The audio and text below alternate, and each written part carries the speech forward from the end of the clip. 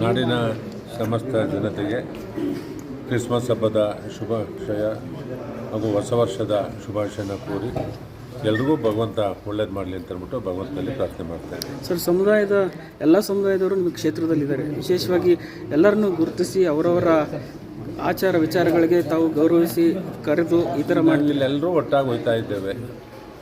ಎಲ್ಲ ಸಮುದಾಯದವರು ಇಲ್ಲಿ ಯಾವುದೇ ಸಮಸ್ಯೆ ಇಲ್ಲದಂಗೆ ಎಲ್ಲರೂ ಒಟ್ಟಾಗಿ ಹೋಗ್ತಾ ಇದ್ದೇವೆ. ಅವರವ್ರ ಹಬ್ಬ ಬಂದಾಗ ಅವರವರು ಪ್ರೀತಿಯಿಂದ ಹಬ್ಬಗಳನ್ನು ಮಾಡ್ಕೊತಾರೆ.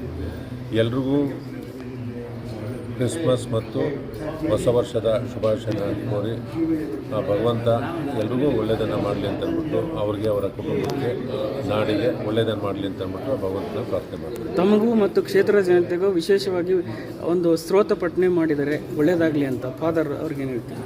ಈ ಕ್ಷೇತ್ರಕ್ಕೆ ಒಳ್ಳೆಯದಾಗಿದೆ, ಅವರ ಆಶೀರ್ವಾದನೂ ಬೇಕು, ಎಲ್ರಿಗೂ ಒಳ್ಳೆಯದಾಗಲಿ ಅಂತಕ್ಕಂಥದ್ದು ಮೊದಲಿಂದನೂ ಹಬ್ಬ ಬಂದಾಗ ನಾನು ಮನೆಗೆ ಬರ್ತಾಯಿದ್ರು. ಇವತ್ತು ಕಚೇರಿಗೆ ಬರೋದಕ್ಕೆ ಅಂತಕ್ಕಂಥದ್ದು ಹೇಳಿದೆ.